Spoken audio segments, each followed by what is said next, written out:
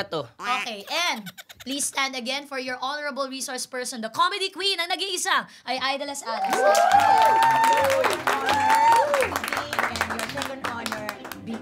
Ganda ng bago natin Thank you. nickname. Sit down again, okay, everybody? Salamat for your honor. Welcome sa Your Honor. Thank you for your honor and your second honor. I'm so glad I'm here. Charis. Nakasakay, may humps kasi. Oh, nakasakay siya. Welcome po sa House of Honor, Welcome boss. po, Ate Ai. Ayan. Maraming salamat at hindi mo tinakbuhan ang pinadala naming subpoena sa iyo para duminig sa ating pag-uusap. Ay, hindi naman po, your honor. Kasi una sa lahat, ang unang tinanong ko po, libre ba ito? Ay, Ay, may May bayad. naman kung libre, okay naman po. Wala naman po palang bayad. Yes, may bayad tayo, crew meal. Yeah po. Tsaka free po yung water dito. Yes. Okay, salamat po. Drink all you can. Ha? Okay. O sige na, ang bistihan natin ngayon. Dahil ang pag-uusapan po natin ngayon ay iba't ibang mga problema Yes. na nakakatawa naman po pala. Oo, Sige, maganda sige. yan.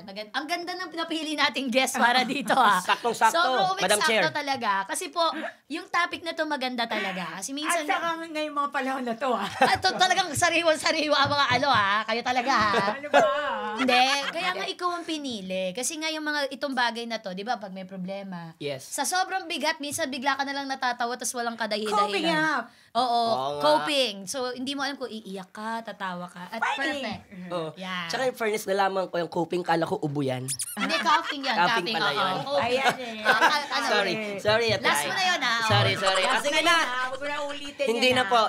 Last na po Sige, talaga, sige, promise. Sige na nga, at maraming experience ng ganyang ating resource person. Tama po ba, honorable guest? Yes, your second honor. Totoo naman po yan. Marami po tayong mga experience tungkol sa coping. Ayan. Sabi mo nung last guessing mo, fighting, ganyan. Fighting. Oo, nararamdaman natin yan sa mga oras na ito. Tama, kitang-kita ko naman, napakaganda po na inyong ngiti ngayon. Oo, salamat Napaka-blooming nyo, naman. Ate Ai. Salamat sa pink ko na lipstick. Salamat kay Inang at meron siya nalang makeup. Wala na siya makeup. Yung Aida Las Wag po kayo Alas. magalala, free din po yun. O sige na, bago po tayo mag-imbestiga, you have to take your oath. Itaas nyo po ang kanang tenga po ninyo. Paano ginagawa yun? Ganyan lang po. Ayan po, pag- pakitaas po ang kanang tenga ninyo. And do you swear to tell the truth, the whole truth, and nothing but the truth? So help yourself. Yes, I help myself. That's true. Every time, every afternoon? Yes, may Yes. schedule. Okay. Alright, so let's hear your opening statement po. Okay. Dito natin sisimulan ang ating balitaktakan. Kailan po ba nakakatawa para sa inyo ang isang problema? Alam mo, nakakatawa ang isang problema kapag lumipas na. Kasi parang ang problema ngayon habang nangyayari, masakit. Pero pag lumipas na, yun yung mga nakakatawang moments na. Kagaya nga yung, dati yung sample nung namatay yung mother ko. Tapos, adopted ako. So sabi ko sa mga kapatid ko, ngayon ko lang nakasama yung nanay ko, kaya kailangan ako ang may pinakamalakas na iyak. Nag-agreement kayo. Nag-agreement. Merong billing yan sa pag-iyak. Wag na wag kayong e-eksena matapos ang eksena ko. Moment ko to. Moment ko to. Eto na ngayon. Tapos. Iyak ako. Yung ate ko hinimatay. Ha? Silence. Siya talaga yung pinansin. Ay, ate! Ganun. Wala na.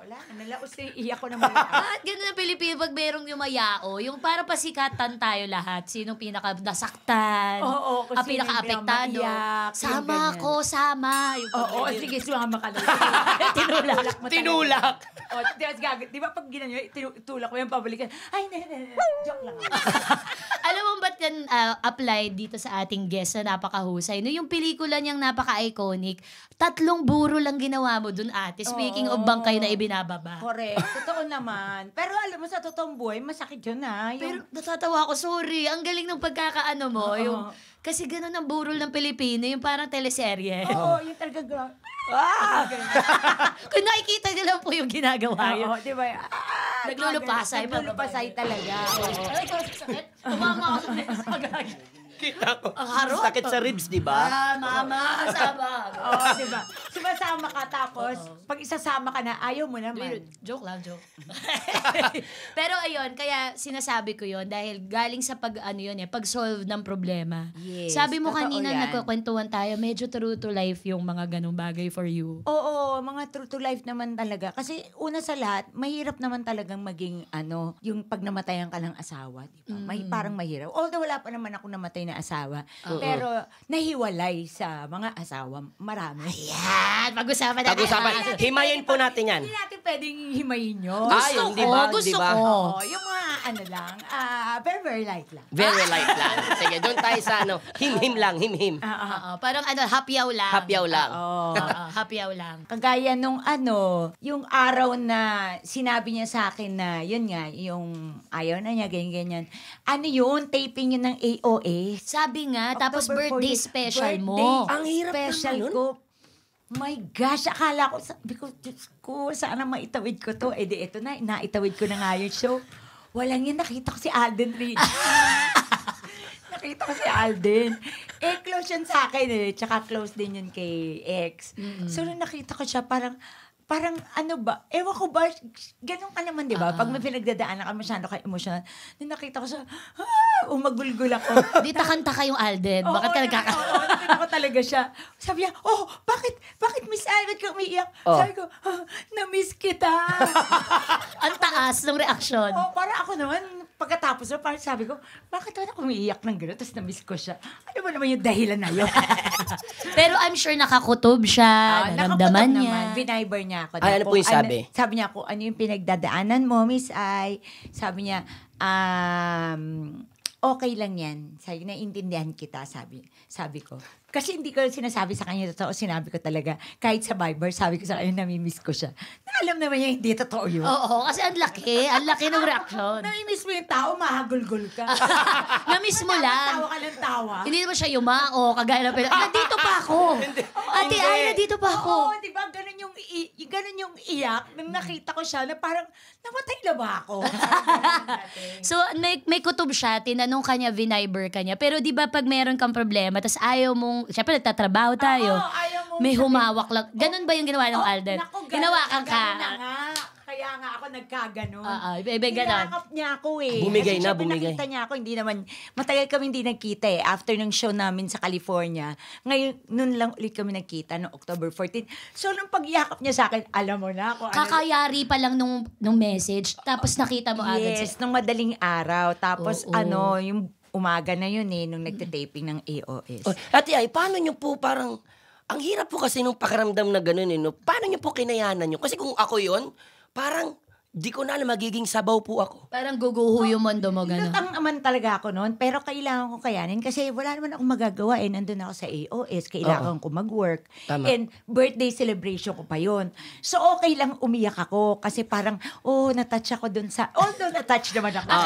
Buong akala ng mga tao ay natatouch ang isang Ay de las Alas. Kasama yon. Akala nila natouch ako dun sa surprise. Tapos lahat ng mga reaksyon nila, Si Kelvin ba naman yung surprise? Bakit naman ako iiyak ng gano'n, diba? Si Kelvin although, na-surprise naman din ako. So, yun nga, yun. Nakakatawa. Nakakatawa na lang din pag naisip mo. Noon, pag yung mga naisip ko yung mga noon din, nakakatawa na lang din. Marami akong mga ganun-ganun Oo, would you say ate na kaya ka ganyang tao yung pag may problema ka, nalampasan mo, naiisipan mo ng lighter side ang bagay-bagay? Kasi yung mga nangyari sa buhay mo, mula pagkabata hanggang parang ka ate, kung may encyclopedia ang problema, nadaanan mo from A to Z. Ate, iba Alam mo, totoo. Alam mo, sabi nga ni Arnel, sabi niya sa akin ni Arnel Ignacio, kasi kaibigan ka siya, di ba? Sabi niya, Aileen, alam mo, magtayo ka ng seminar, linggo-linggo. Kasi ikaw na yung presidente ng mga kasakitan. Kaya mo lahat, sabi niya.